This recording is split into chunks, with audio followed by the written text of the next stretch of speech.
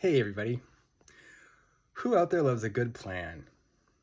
Well, it's Virgo season and we know those Virgos love a good plan. So as one myself, there's a couple things that I've learned that have been super freaking helpful. And one of them, it's gotta be a plan on a page. Too complicated, not gonna happen, right? Because if you can't remember it all, you're not gonna do it. And this is different than a goal. A goal is one item, right? A plan may contain multiple components. So there's some pretty important things that need to go into it to make a plan on a page a successful thing for you. And you got to have strict parameters around it, right? Because it's too much for your mind to be all over the place if it's not defined well. Clarity highly reduces cognitive load, and this is super important if you want to execute a good plan.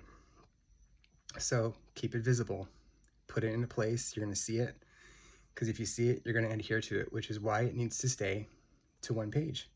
Because if it gets long and in the back of a binder or in a desk or filed away on your computer files and you're not looking at it every day, it's not going to happen. And so there's 11 things I want to share with you that are really important if you're going to build this plan on a page. One thing is you got to have a strong intention, something that's heartfelt, emotionally connective, means a lot to you, and you're going to follow through with it. Second, you got to have a time frame.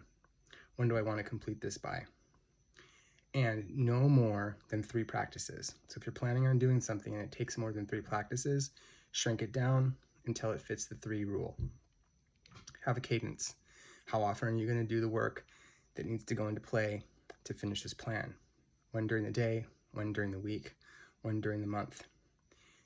5, have cues in your environment.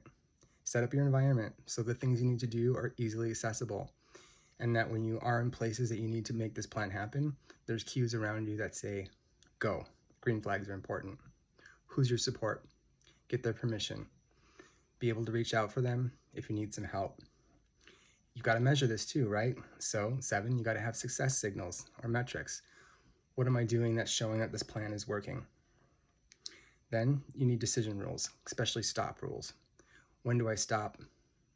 When do I go?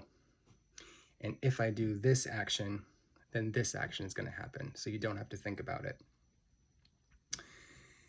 You got to have boundaries in the scope, right? So how much can I handle? 10, check your capacity. And 11, you've got to find a date and time that you can review the plan.